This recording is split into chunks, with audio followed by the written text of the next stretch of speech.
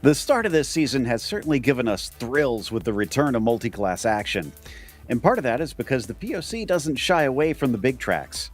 Bringing the cars to the Nurburgring really illustrates that point. Granted, it may not be the Nordschleife, but it will still be a test for them as we get ready to watch round 4 of the Porsche Owners Club Series. And you'll see it all live here on the Global SimRacing Channel. I'm Joe Peak, and with me in the booth is Roush Racing driver Joey Atterbury.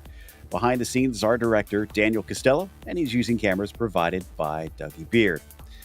The GP course is very much its own beast, so let's find out more about it with our track guide.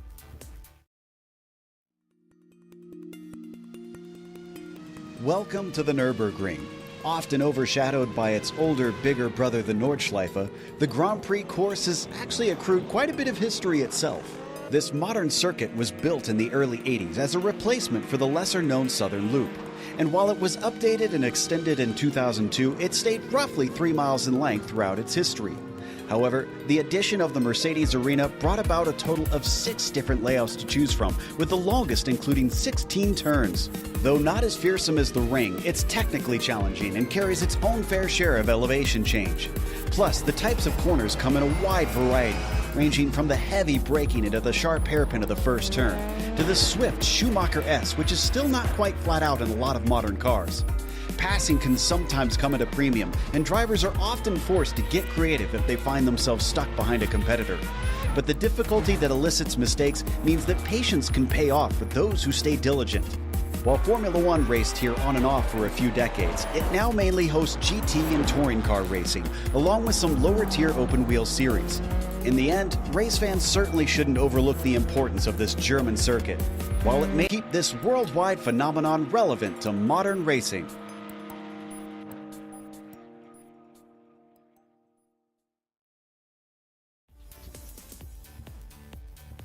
Well, the roller coaster might not work, but it's a roller coaster of a track, even on this shorter version, Joey. A lot of elevation change here. Absolutely. We're going to be keeping it in the stadium, per se, here at the Nürburgring. The WEC layout, 16 turns at 3.1 miles, and a couple notable areas. I think one of the most difficult corners, especially from a visual aspect, is actually turn number 1, because it has kind of a leading kink into the right-hand side before it gets crazy tight, and it is an extremely tight area all the way through that Mercedes arena. And then pretty much on the complete opposite side of the racetrack, that NGK chicane, you're going uphill into it, and it's very, very fast. With the GTP cars and the GT3 cars on the track at the same time, that is going to be a major, major funnel area. But this track is a classic one. Lots of passing, lots of places to move around, and I expect to see some good racing. Should be an interesting one, that's for sure. Now, before we get to that racing, just a quick mention of our sponsors, which includes Porsche. There is no substitute. Find out more at Porsche.com. And Game Changer Wealth, helping you become a game changer with wealth. Contact them today at GameChangerBR.com or at 225-664-2565.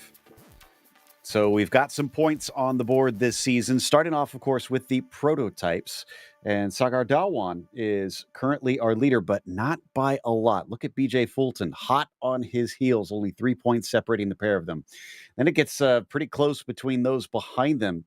Heindel, Roper, and Kelderman, along with Johnson and Walsh, all very, very close together. In fact, you could take that down to Dylan Scott there in 8th, where a bunch of them are a single point apart from each other. We'll see if, as the season goes on, whether or not that starts to jumble up or if they'll stay in that similar order. But since they have the 2 classes, Joey, why don't we go over the GT1 standings? Yeah, they are in those GT cars, and currently it is Doug Boccignone leading that way at 50 points, 10 points ahead of Matt Steele. But look at those top 3, only 15 points separating Boccignone, Steele, and Jeff Schulem. Little bit of a gap back there to the next battle of Larry Haas and John Momeyer. Mark Rondeau, Robert Leclerc, Jim Slavic, and Federico Del Toro make up the 9 cars that have participated in this GT class so far this season.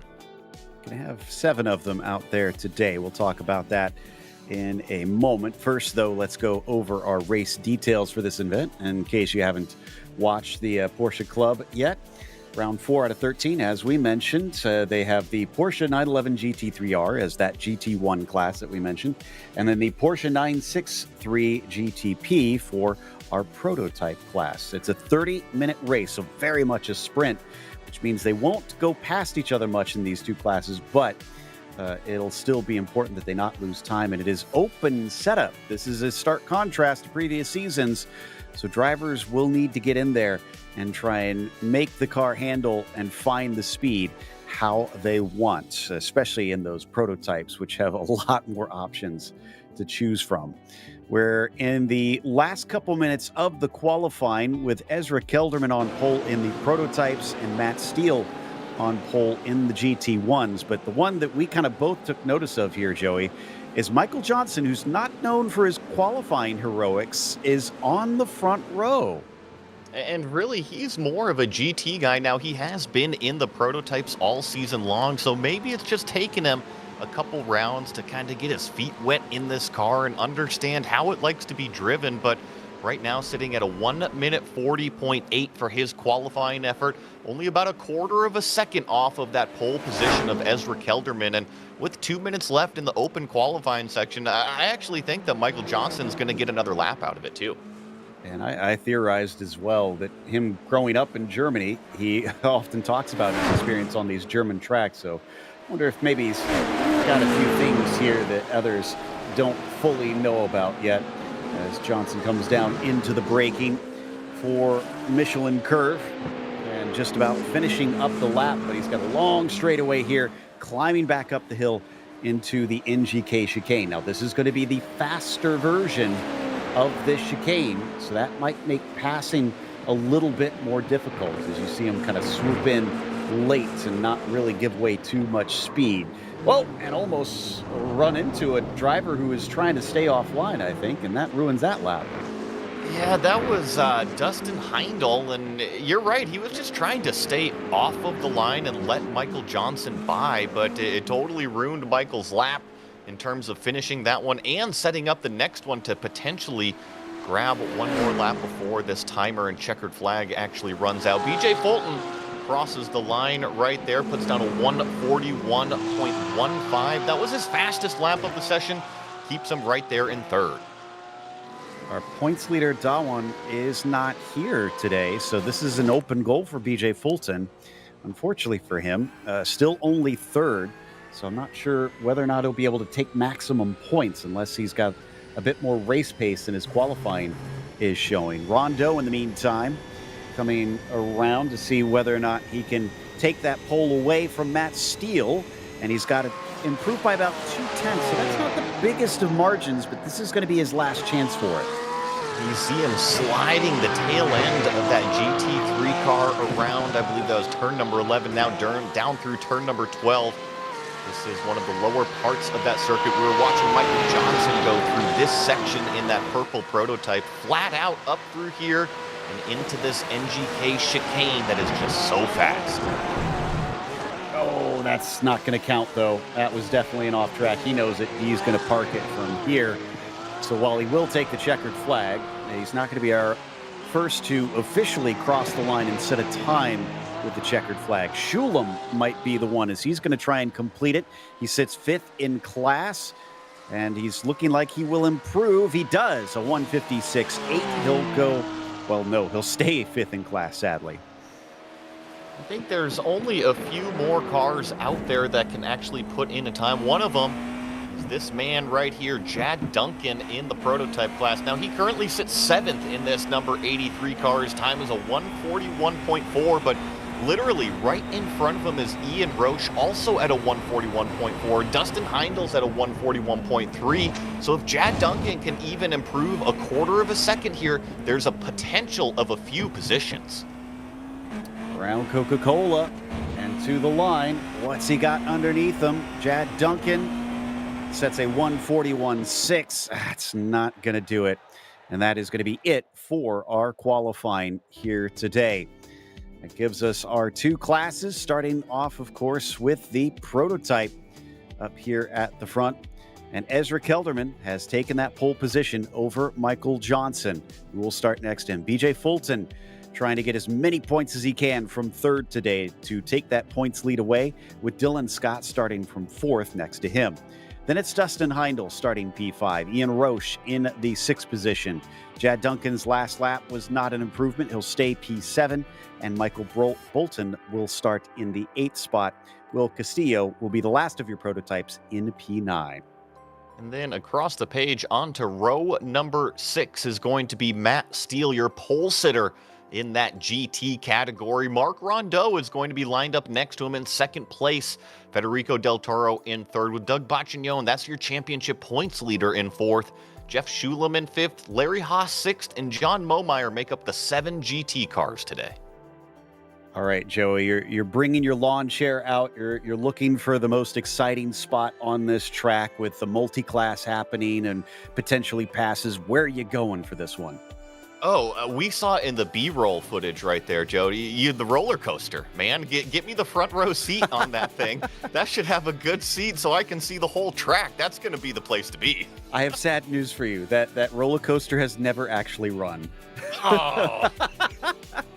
I know because my brother is a roller coaster aficionado, and he's very amused by that being at this track. So I remember you saying that, but to get back onto topic, I think the two turns I'm going to circle is turn number 1, the first hairpin. It's got a slight elevation dip into it, and remember, cold tires, cold brain, cold cars, full of fuel, lots of mistakes can happen right there. And then also turn number 8, I didn't mention it on the track map, but that's all the way down on the low end of the circuit. That is the other hairpin. That's another really good passing opportunity that drivers, they just get in too deep a lot of times. Okay, so keep your eyes peeled in those sections of the track as they take off behind the pace car. Should be doing, it sounds like they planned a bit of a split start. Matt Steele saying he's going to back off to allow these prototypes to get some room. They don't want to wind up plowing into any sort of accident that they might have into the Haug hook, as that hairpin definitely does see a lot of drama coming into there on the first lap. It is so sharp through there. Pace car is already in, and that's going to give control over to Kelderman in that number 12. The blue and yellow machine you see on your screen. He's waiting patiently for the call from the flag stand. They are not allowed to go until iRacing gives the signal. And with good air quality conditions, we've got good racing coming our way with the green flag out and coming down the main straight into the first corner, being challenged into there. It looks like maybe we'll see Johnson take that lead away if he can hang around the outside. He is. That'll give him the inside to the Mercedes arena. He's our new leader. Steele is able to hang on to P1 in this GT category. Mark Rondeau slips into second place, and pretty uneventful. We've got the GTP cars. Look at Ezra Kelderman already get up underneath the wing of Michael Johnson. The same thing happens. Rondeau gave a bumper to Steele. Let's hope that they can keep it clean all the way to the end of this first lap. At the very least, it's not a long race. Understand that Jad Duncan seems to have had a wreck here out of their Mercedes arena, so the 83 got to get it going, but now he's behind the other class. While we watch Rondeau chase Steele down the hill into the Dunlop hairpin. This is that turn 8 that I was mentioning. Look at how steep downhill it is. Let's see, make sure all the cars did come to a stop, and thankfully you do have a little bit of a compression down there that really helps out the front grip on them, get the car turning throughout that entire hairpin. And kind of a nod to the original carousel, a bit of banking around there as well. Certainly helps drivers try and slingshot their way around. This is Duncan trying to make way past those in the back of the field here in the GT1 class, but he's going to have to bide his time because they're all running their own race, and they're not getting blue flags for him currently. Thankfully, here on the straightaway, though, he should be able to put the foot down and pass him. This little kink here looks like he's not going to trip over anybody, but I went back and looked at it. Jad just got a little bit anxious with his right foot, got the throttle pedal down too quick, had wheel spin and spun it around by himself. Well, these are high-end race cars. We have to remember, these are all club members. Some of them have gotten to drive pretty high-end race cars, but it's still asking a lot, and he's just about past all of them. Looks like we've got the replay of what happened. So this is coming out of the Mercedes arena. It flicks off to the right now. Yep, just goosed it. Oh, and he gets the wall on top of things. A little unfortunate there, but I will say, though, with this POC stuff, they do have a fast repair available to them. So if it's too bad, just dip it down into pit lane, get a new car, and then get back out there and do some laps. Joe, this driver right here had a huge moment in turn 1. He didn't hit a wall, he didn't hit a car, but let me tell you, it was very close. But he's still running. He's just a ways behind Will Castillo now. It's about 6 seconds up. This is Dylan Scott sitting in 4th. He's chasing on Ian Roche to try and get himself onto the podium. And it's not that far ahead, as you can see here. That's the Marlboro car. That's Ian Roche in the number 1. Trying to run away. Gets a better exit out of the Warsteiner curve. But we're going to watch and see what happened. Whoa! And then here it comes, Joe. Look out the right side. Here's the prototype.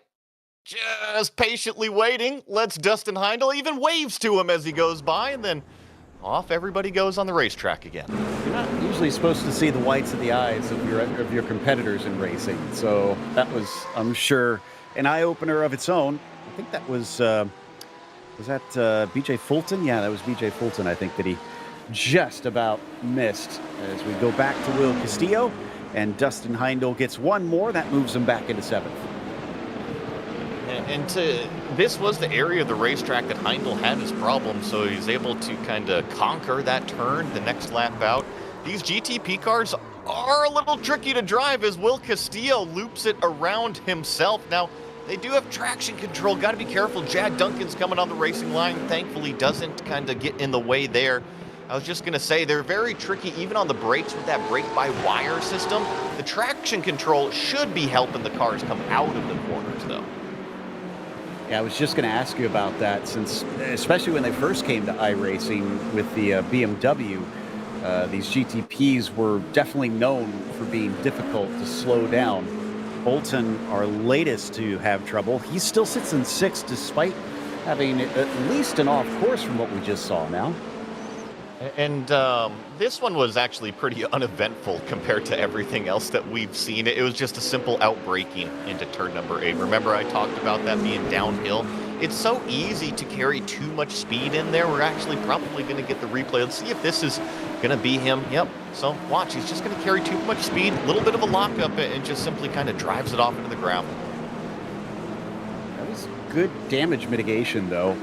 Like you said, it just kind of understeered off and throttled back onto the track without it turning around or getting too far off into the weeds. Meanwhile, looking at Federico Del Toro, he's not only on the podium, but he's actually challenging Rondeau, and I guess you could throw Steele in there. Yeah, look up ahead. That is our class leader. And the biggest, I think, change-up with these front 3, none of them are our championship's points leader. That's Doug Bacchignon, who actually just moved up into 6th, but he was last. He had been off the track maybe just last lap. So I think a big point swing coming in this GT class. Certainly. The win for this series will get you 20 points. And where Doug is right now, down in 6th, that's worth only 6 points. He's got to try and move his way forward. So he's going to have that lead eaten into quite quickly. Del Toro not able to try and attack on Rondeau down into the opening hairpin that time. I was going to point out the lap times, but we're only on lap number 4, so I can't really judge too much on that data. Here's John Momeyer. This is turn number 8 again. Not on the entry. That was a big loose moment in the middle, and then a second loose moment on the exit. We usually call that a big old tank slapper, but thankfully John was able to keep it off of that tire wall. Yeah, it was awful close. And like I said, this track, I think, sometimes underestimated because it isn't its bigger brother right across the way. But I consider it a pretty technical track. I think the biggest difference between driving the big brother and driving this one is actually the surface and how much grip it's got. I know that this is quote-unquote the road race circuit, but I actually feel like this is much, much slipperier than the Big Brother circuit. Yeah, I've heard others say that as well, and maybe that's why we're seeing so many drivers go off here or just lose control of their vehicle, but Michael Johnson hasn't befallen that yet. He still leads this race, and he can see Kelderman behind him.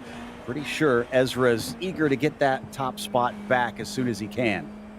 Well, let's give credit to the entire top four, right? It just depends on all of these corners, but Kelderman, Roche, Dylan Scott, all of those cars are within probably about 3/4 of a second of each other. You see them all kind of equal distant right now. Another moment for John Momeyer.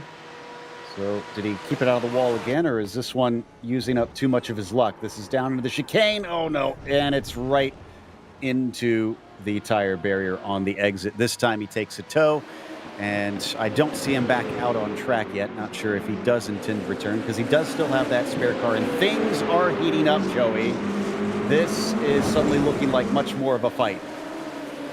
Kelderman definitely a little bit faster. Now, the last lap, it doesn't show that. Kelderman was actually just a little bit slower, but throughout the entirety of this lap, maybe Michael Johnson had a few little mistakes, and the pressure is starting to kind of develop in the mirror. As you kind of run each one of these cars gets coming out of the final turn. Michael Johnson actually a little bit squirmy with those tires. Maybe his car is starting to fall off with the setup that he's running. Yeah, again, we don't know exactly who's got what underneath them out there, and I'm pretty sure Michael is experienced in real race cars. He was fiddling away with this one. He does much prefer to be able to get a custom setup on the car instead of a default that he's locked into, but it doesn't seem to be serving him well. Even only 9 minutes into this race, he's got a long ways to go if it's already falling off. I think that Kelderman is just starting to square off the corners a little bit. You see him kind of giving up on the entries, and Michael Johnson might be a little bit more in the middle of the road on the entry, but the important thing for this blue and yellow number 12 that we're riding on board with is the exit, because then you can use the slipstream down these straightaways and possibly get into an opportunity to outbrake your competitor. Dylan Scott making some tire marks through the gravel that lead to the wall. I'm going to take a stab and say that he made some contact there. So the 08 falls down to 6th because of that, and that was over in Ford Curve. The other development, I think it's BJ Fulton that definitely fell off the back. Maybe that was the Dylan Scott car that had the problem, and I just completely missed it. I'm going to go back and check myself and see. Because we had the top 4. Yeah, that was him. Yep. So unfortunate for him because he was having such a good run. But this lead is definitely heating up, isn't it? And it's not only Kelderman getting very close in there, but Ian Roche remains a serious problem on top of things. Now they're starting to lap some of the GT cars, pulling off to the side. It looks like Baccignone and Haas not wanting to cause more complication for them and find a good spot to be able to dive out of the way. No change of position down into the opening hairpin. So that's 2 laps in a row going down into turn number 1 that Kelderman was way deeper on the brakes than Johnson in front. However, he kept the car to driver's left. He didn't show the nose at all to the inside of the track. I wonder if he's feeling pretty confident there and he's just kind of waiting to get that little bit closer, because if you have that much more performance in one area of the racetrack, sometimes all you need is that open door. Can you find that door in the next 19 minutes, or is this going to be proving to be a little bit difficult? My experience here has been that passing can sometimes be a little bit at a premium, Joey, so I'm kind of curious to see what it'll look like, especially since they do have the multi-class to shake things up. You're right, and I mean, we were just starting to go through those GT cars, so I'm sure that we're going to be hitting a few more here in the next coming laps, but I think that given this is kind of a 3-horse fight up front and we're at 18.5 minutes left, I would just kind of put a slow burn on our leader, right? Continue to fill up his mirrors, continue to provide that anxiety look over the shoulder, and just see if you can get him to crack with a mistake. I think that sounds smart to me. That's what he's been doing so far, just kind of keeping those mirrors full and staying close to him, but at the same time, he can't leave himself open as we got a battle between Haas and Baccignone. But it looks like Doug has come out on top of that, and it looked like the cars were returning to the track, so I wonder if they made contact too. Jad Duncan is just weaving his way through in that GTP car. Remember, he had an issue on the very opening lap there, so he was just a little bit off sequence getting through the GT cars, putting them a lap down as well. But I think this is big for Bacchignone in that blue and green number 59. I mentioned it a couple times. He's our championship points leader in that GT category. And oh my goodness, this is what that multi-class stuff causes. This gives Ezra a chance that he's been looking for. This is the closest we've seen since the start of this race, but so is Roche. If he makes the wrong move, Ezra could not gain a spot, but lose it instead. Down into turn number 8. I think one of the best parts about Michael Johnson as a driver and his real-world experience is that he doesn't seem to get phased too much. You can get right there in the mirror. It doesn't matter if it's the left mirror, right mirror. He doesn't make too many mistakes. And oh, Kelderman's all over the back. He's looking to the inside a little bit there. Defensive from Johnson, so just keep putting the pressure on. I'm just pointing out that you're the one that brought up him being unfazed here, not making mistakes. So not me. So don't blame me this time, Michael. It wasn't my fault. But coming up to more of the traffic. Oh, and it's right at the chicane. This is going to be awkward, and it works out beautifully for Michael. That is the car of Del Toro, who was just minding his own business, and Kelderman could go nowhere. Beautifully read by our leader, and you know what? Great job from Ezra Kelderman, because he did not just go straight through that GT car. He had an opportunity to take him out to stay in this GTP fight or the prototype fight, but he kept it clean out there. And actually, Roche is going to do the same thing. He saw Rondeau going down to the apex there, and he avoided contact. This is definitely playing a part. It's making it a lot of fun to watch. Oh, did he actually make contact there? Yes, he did, and it's going to check him up huge. This is going to be the run for Kelderman. He's already on the gas. We're going to go 3 wide. Kelderman's on the wrong side of the road. Can he outbrake Johnson? Michael's going to defend a little bit of contact. He hangs on to the lead. Wow, it was impressive. I thought he was going to lose that right there and then, but he had to get his elbows out, that's for sure. Kelderman gets another bite of the apple, coming down to the Dunlop hairpin, but he's just too even on the brakes with that purple number 9. It's a nice drive out of there. So Kelderman's going to look for the top of the hill. This left-hander up here, you can actually get a nice drive out. So see if he puts a little bit of pressure on entry. Showed the nose, tucks right up underneath that rear wing. But Michael Johnson, an excellent apex through there, is able to actually pull it out 1 or 2 car lengths. Back to where this kind of kicked off earlier, or at least he separated himself earlier. This time, though, they have no one in front of them. In fact, I think they have now passed all of our GT cars fully, so they get clear track for another few minutes before they'll cycle back around to Larry Haas, who's currently last amongst those. Onto the main straight. He needs a good run, but I don't think this is close enough. Oh, not going to happen this time, but you see him doing something different, right? It's not going to affect Michael, and the performance, once again, on the brakes into turn number 1. Kelderman is just so much later than our leader. He just needs to be closer coming out of the final corner to make it happen. I think you're right, but so far he's just been kind of flummoxed as to how to do that. Michael doing so good, getting the throttle down, coming out of that final right-hander. Back to Matt Steele. It's been so exciting over in the GTPs. We haven't really covered what's happening here in the GT lead. And Steele's actually got a gap of about 2 seconds to Rondeau. You can kind of catch glimpses of him in the background there. So he's not completely out of danger, but he's got himself a healthy buffer. Kind of a similar gap from Rondeau back to Federico Del Toro. When those prototypes went through, it kind of separated things out just a little bit here in this GT class. But I will say that Rondeau and Steele are actually running near identical lap times in first and second there. So if there's any sort of differing strategies, or maybe if one misses an apex or a corner, they should be right on top of each other again. Steele won't want to put this one at risk either, because he's second in the points coming into this round in the GT class. And Bacchignone, as we know, is not having the best of days out there. Once again, that little car is trying to see what he can do to shake the grasp of Michael Johnson on that lead. He'll come around out of the final corner. Can he get the run he's been looking for? No, it's still that car just disappearing in front of him each time. I think you could argue, well, is his run good enough coming out of the final turn, or is the straightaway just not quite long enough, Joe? True. That's for sure. It's not that long of a lap around here. It's not super short. It's at just over 3 miles in length, but it's not got that many long straights amongst it. As we watch now from the back of Ezra instead, Ian Roche, who continues to remind that blue and yellow machine that he's still there, and if he goes at it again with Michael Johnson, he'll be ready to pounce.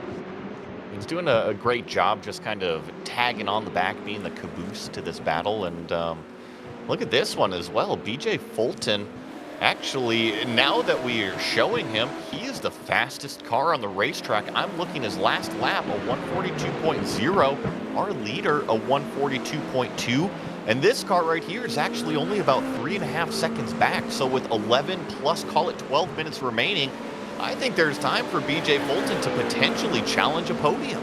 That's a good point. Yeah, if they keep messing around, they could open things up for this beautifully liveried little car with kind of a martini scheme going on. Meanwhile, Michael Bolton, kind of a no man's land back here, about 4 seconds up to the car ahead, so not much he can do to try and change his position unless somebody up there has some bad luck. He's got Dylan Scott maybe about 2 seconds behind him, but as we saw earlier, Dylan had his own issues earlier on. Here we go. The Marlboro machine starting to become more of a problem for the 12.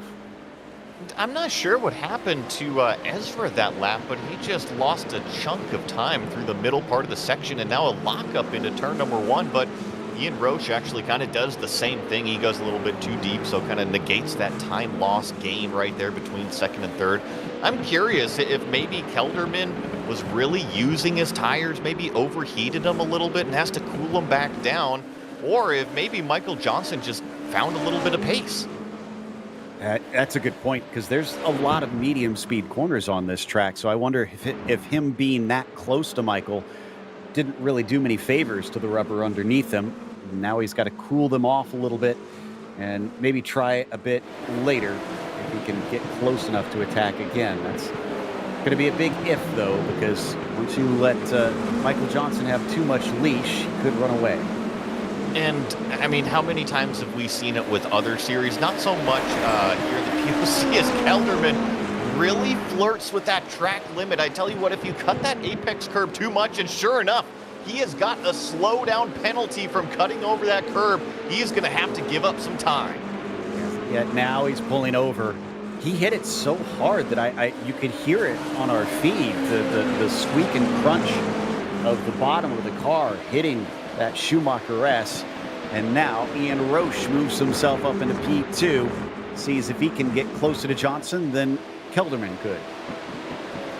Great opportunity for that number 1. See if he can do anything with a little bit of a cleaner windshield as we check in on Dylan Scott back here. And he's actually recovering as well. Remember, he had that early off, and he's another one of these fast cars, putting down a 142.2 that last time by. So he's actually a half second faster than our leader as well. Michael Bolton is only about 3/4 of a second in front of him. You see that neon highlighter green car start to get bigger in the windshield.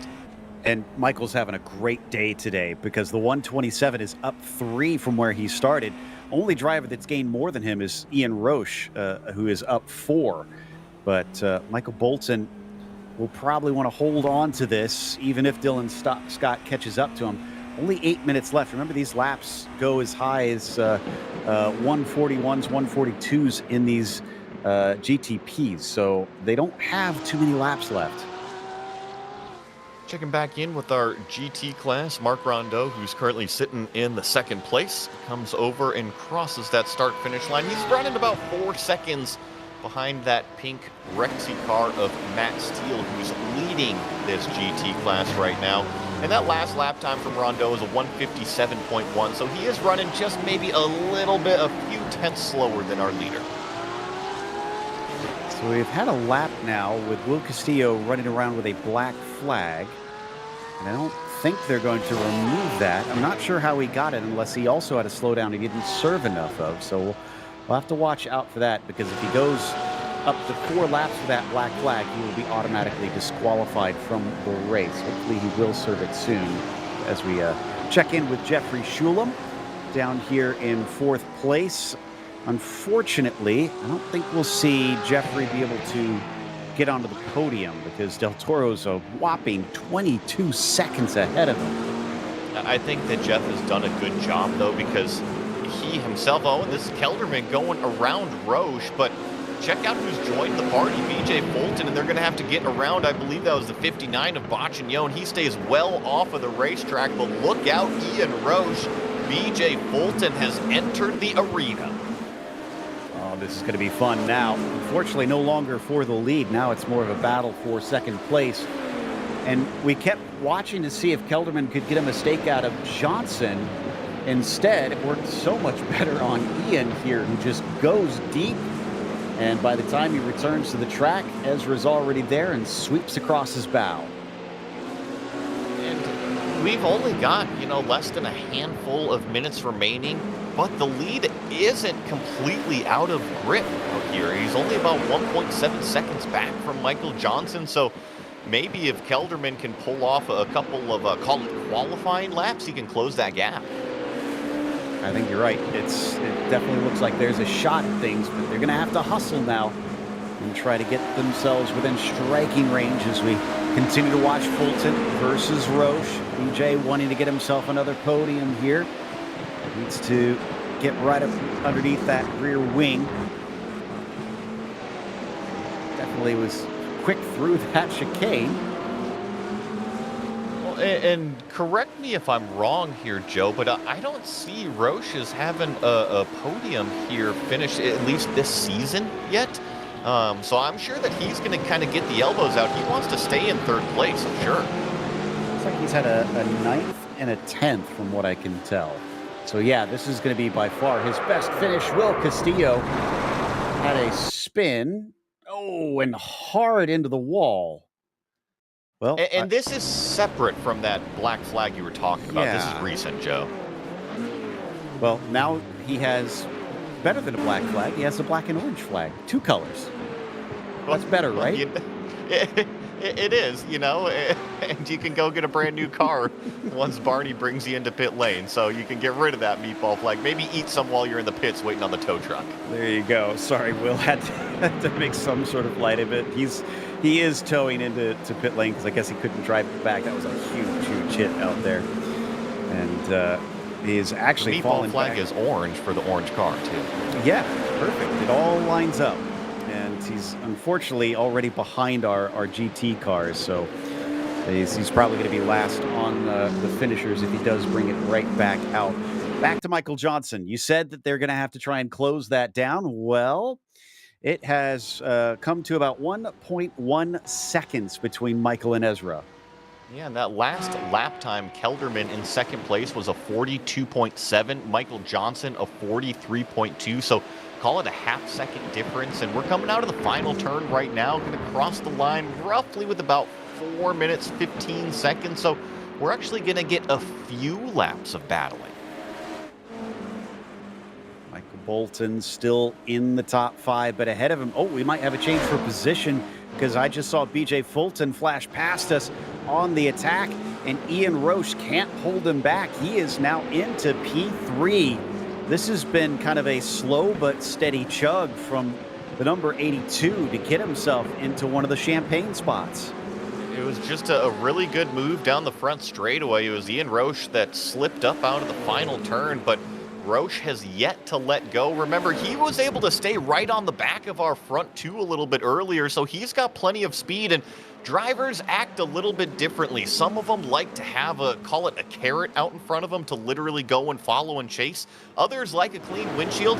It seems like Ian Roche, when he's got a car directly in front of him, might actually perform and have the fastest lap times. It certainly seems like it in this race. He's been a bit mistake-prone, but only when he gets into what usually is the more desirable position. Oh, this is not a desirable position for Johnson because Ezra's doing his thing again. Last time it didn't work, but if he's any driver worth his salt, Joey, he surely took notes last time and it's going to do something different. Well, and it was a GT car that kind of stacked him up, doing nothing wrong. And you see Johnson on the lights again. This is going to be our second place GT car that he's coming up to. So they know what they're doing. And on the racing line, Kelderman closing it in the final corner. But it's all about that launch. And Michael Johnson has just been nailing it all day long. I will say that Kelderman is about one car length closer on the front straightaway. Under braking, he dives inside, but so does Kelderman. In fact, he's going to try and take both of them.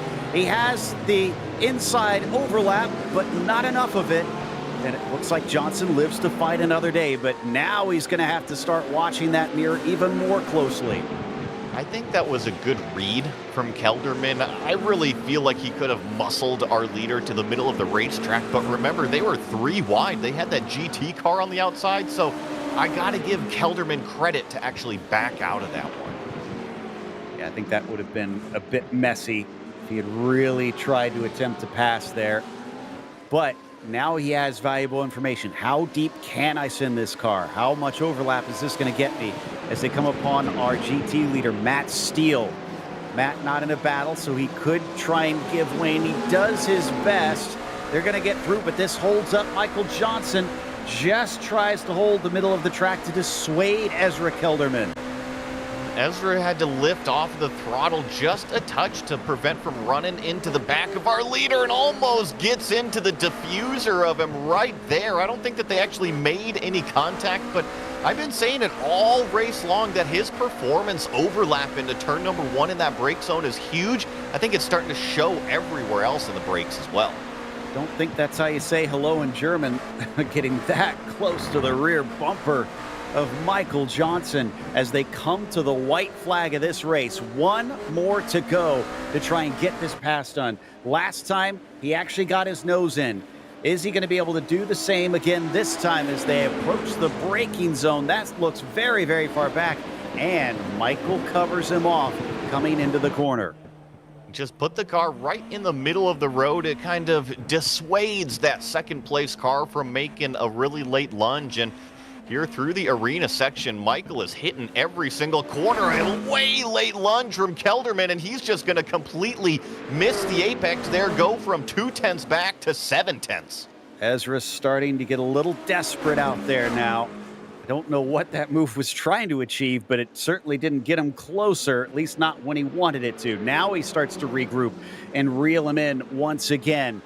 Precious few chances left from here for him to make a move, but we've seen him get very close down into the Michelin curve, and I wonder if that's where he's going to try. He really closes it up once again on the brakes, but Michael is just doing a great job focusing on the back half of the corner. That's what he needs to do, and I just don't think that there's a big enough brake zone for Kelderman to do anything about it as long as Michael hits his marks.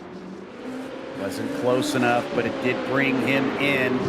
As we said, the chicane usually offers passing opportunities when it's the tighter version. This quicker, more opened up version is going to prove difficult, and Ezra is not in the position he needs to be in. Michael, with one more corner to go to get a victory, is still at danger of losing it. He's got to be solid on the throttle out of here, and he is. Michael Johnson is going to win at the Nurburgring.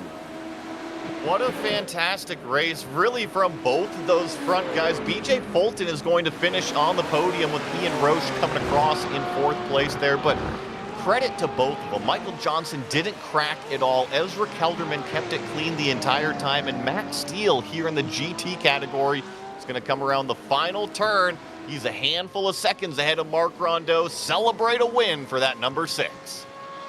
Nicely done, Rondeau on the podium. And then Federico Del Toro going to come in to round that out as well. In fact, Del Toro gets his first podium of the season with this, his second race that he's competed in here in Season 2. The last of our cars coming across the line. And Michael Bolton did beat out Dylan Scott for that top 5. Jeffrey Shulam going to get himself a nice 4th place. Oh man, if Doug had maybe another lap, I wonder if he could have actually gotten Jeffrey. He got within 2 seconds here. I think so because, I mean, look at Jeff's last lap. He went off somewhere a 2:03, which is about, call it 5 or 6 seconds off the pace. And, oh, it looks like Doug Boccignone just had to slow down himself right there. So Jeff Schulum coming out of the final corner, going to finish 4th. And our points championship leader coming into this round is going to finish in 5th. Only 8 points for him. Now, that being all the cars across the line, it's time to go through our unofficial results. And Michael Johnson returns to victory lane appropriately at another of our German tracks here in the sim. From there, Ezra Kelderman was behind by about 0.2 of a second, and BJ Fulton was back there in 3rd, as Ian Roche is going to be ruining the mistakes he made and winding up 4th. He started out so well, up from 6th on the grid. Michael Bolton was P5, and then Dylan Scott was 6th. Then it was Dustin Heindel 7th and Jad Duncan 8th. Will Castillo, your last on the 9-car field. Then across into the GT cars, our winner in that category was that number 6 of Matt Steele. Pretty sure he's going to be the new championship leader as well. Mark Rondeau with a nice podium finish in 2nd, with Federico Del Toro there in 3rd. In 4th was going to be Jeff Schulum. Doug Boccignone going to finish in 5th. Larry Haas in 6th place. And then, unfortunately, John Momeyer, several laps down, did not see the checkered flag today. That takes us to our winners, starting off with our prototype victor, Michael Johnson. Let's have a chat with him and find out. Michael, congratulations. With this being a German track and you having lots of experience over in that country racing, did you have a few tricks up your sleeve? Ja, natürlich, ja, kommt klar. Yeah, I used to teach mostly on Nordschleife, but we occasionally did stuff over here. So yeah, I had a few tricks. I think the big play I made was being side by side on the first lap, and was able to get the inside for corner 2, which allowed me to stay in front. And that's kind of where I stayed after that, even though I sort of needed to take a break halfway through the racing, kind of slow down and keep the tires under me and watch the temperatures. And then all of a sudden, Ezra came flying back, and I was like, well, time to go back into full tilt boogie, and last couple of laps in full on attack mode. Yeah, he made it interesting for you. What was that pressure like? Were you feeling it in the car, or would you say you had it under control? I mostly had it under control. Where it became hairy really was with the traffic. There was the first encounter with Steele. So Matt Steele was up in there, and I was trying to time it, and he was going as fast as he could. But at no time in practice did I ever come across anyone in that corner. And we ended up shooting down that short straight 3 wide going into Ford. And it was just, once again, luckily enough, had the inside, and Ezra had to stick behind me. And then I had to try and open it up again. It was a couple of times with traffic, though, it got pretty hairy, but that was definitely the hairiest. Well, it's kind of a good news, bad news situation. The good news for everybody else is you're leaving Germany and we're heading to Monza next week. The bad news for you is you're leaving Germany and heading to Monza next week. Yeah, well, don't tell anybody, but I've taught at Monza too. I won't let anybody know. As long as they don't watch the broadcast, I think we're good.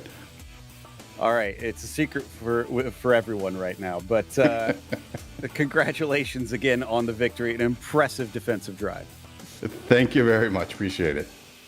Michael Johnson, your winner in the GTPs. And I think Joey's caught up with our winner in the GT1 class, Matt Steele. Yeah, congratulations, Matt Steele, on the class win here. You made it look easy today. Thank you. Yeah, it wasn't easy, but yeah, glad it looked that way. So Michael Johnson, our prototype winner, was just talking about the little bit of a hair-raising moment they had as they were working their way through. What was that like from your point of view? Oh man, it was tough because they come up on us so fast, and the first set of laps when they were coming up on us the first time, I didn't have that big of a gap over Mark, and I was putting down really fast laps, set the fastest lap I think on lap 3, and he was just hanging with me and only about a second behind, and so I wasn't willing to give the GTP guys like anything more than just my racing line and just let them get around me. And then when they were getting around me, they were getting around me side by side, so we were 3 wide going through the that straight there before the chute drops down, and it was a little bit hairy, but we got through there all right. Hey, everybody made it out the other side. That's all that matters. But for with sure. your win and with Doug's 5th place, you should be the new points championship leader. Does that mean more practice? Does that mean anything in terms of prep for the upcoming weeks? Oh man, I just jumped into the league for the first time 3 races ago, and I love this stuff. So I'm usually on the sim a few times a week, getting ready for the course and just learning and growing and getting better. Trying to improve wherever I can. So it doesn't really change anything. It's a nice validation to be leading the championship. So it's pretty exciting. But it doesn't really change the way I'm approaching it. Well, keep up the good work out there. You're definitely performing on the track. Another win, this time at Nurburgring. Is there anybody you want to give a shout out to? Oh, just big thank you to you guys. This is such a great broadcast. It's a lot of fun to go back and watch the races and really experience it. You guys are doing a great job. Shout out to Suelio Alameda, who's a YouTuber that I just started following, who had a couple of tips that really. I've been driving for 20 years, and it's a couple tips that I'd never heard before, and started applying and immediately was gaining some time. So yeah, pretty exciting stuff. So shout out to him. Go follow him. Awesome. Well, that was Matt Steele driving that pink number 6 dinosaur today, finishing your GT winner. And we've got our 2nd place finisher in the GTPs ready to chat with us as well. Ezra Kelderman, who actually started on pole for this one, but lost it down in the first corner. Ezra, Michael said that he kind of knew he had a plan to try and take that away right at the start. Did that surprise you when he made that stick? Not too much. I'm kind of the Lando Norris of starts, so even before the race started, I'm like, okay, this is going to be a P2 comeback for me. So I was expecting that, but yeah, he did a great job getting into turn 1 and holding that line. Well, after that, you were just laying the pressure on. You caught up to him late in the race and made a few attempts. Did you learn anything out of that? Did you get any kind of good little pointers watching him defend? Yeah, I didn't have the outright pace to get him, except for maybe a couple times it was close on turn 1. So I really had to adjust a game plan. So for a while, like mid-race, I started building the battery, which was really tough to stay in Michael's draft still. The aero wash was really eating up my front tires. And then I had a slowdown in the middle. So once I got through all that, I'm like, okay, no more playing around with dials and stuff like that. I'm just gonna, give it everything, try to get back to him, and eventually ran out of time. But the traffic was tricky in a few places. I had to take some risks because I really didn't know any other way to get by him. But yeah, he did a great job overall defending and just making no mistakes. And lastly, I've been very curious, is there a story behind the Littles paint scheme that you've got? Not really. There was a paint I wanted to run for this series and just didn't get around to getting it. So I lived in Germany for about a year and a half, and I always walked down to the Lidl grocery store. So I thought, well, that's kind of cool. I'll just run that for now, and it stuck. That explains it. And yet another person with Germany background that is very good here. Again, congratulations and an excellent run to second. Thanks so much. That was our 2nd place finisher for the GTPs. I think we have one more here, Joey. It looks like P2 for the GT1 class. Yeah, Mark Rondeau has joined us here in the commentary booth, and congrats on second. Thanks, guys. How you guys doing? Doing well. Just had an absolute blast watching the GTPs and the GT3 cars around Nurburgring. How was it from your point of view? It's a fun track. I'm really comfortable in the GT3 there, but it gets a little hairy with multi-class, especially the speed differential those 963s have. Seems like they always cut us in turn one. Well, and that's a huge, I guess, braking overlap, performance overlap between the two cars. Now, did you do anything specific to watch out for those GTP cars, or are you just running your black box and just kind of approach it as they come? I'm running my black box and paying attention and talking to them on Discord and telling them where I'd like them to be. Well, that's easy enough, right? It would seem so, but when you're 2 or 3 wide in turn one, it gets a little sketchy. There were a few of those moments. I guess my last question for you, get a little bit more technical. What did you need to find maybe those last couple tenths to hang with Matt today? Probably some more practice. I didn't practice the GT3 once in the last couple weeks. Just been too busy, so that might have helped. Well, thank you for coming out and racing with us, Mark. Always a pleasure to see you out there on the track. Anybody you want to say hi to? Yeah, my parents, my girlfriend, Alicia, my son who just turned 13, and thanks to you guys for putting this on and doing such a great job broadcasting the events. That was Mark Rondeau driving the gray number 11 car today. And that's going to wrap us up. Of course, before we do, we want to give a thank you to our sponsors, Porsche and Game Changer Wealth. And of course, we want to thank the team today, Joey, Daniel, and Dougie. Make sure to check out our social media, our website, and our merchandise store. And don't forget to subscribe to your YouTube channel as well, or to our YouTube channel as well, so we don't miss a moment here on GSRC. Next time is going to be at Monza, Monday, September 9th at 10 p.m. Eastern. Looking forward to that one. And be sure to check out our other broadcasts that we have listed here. Until next time, though, race clean, race hard. See you on the track.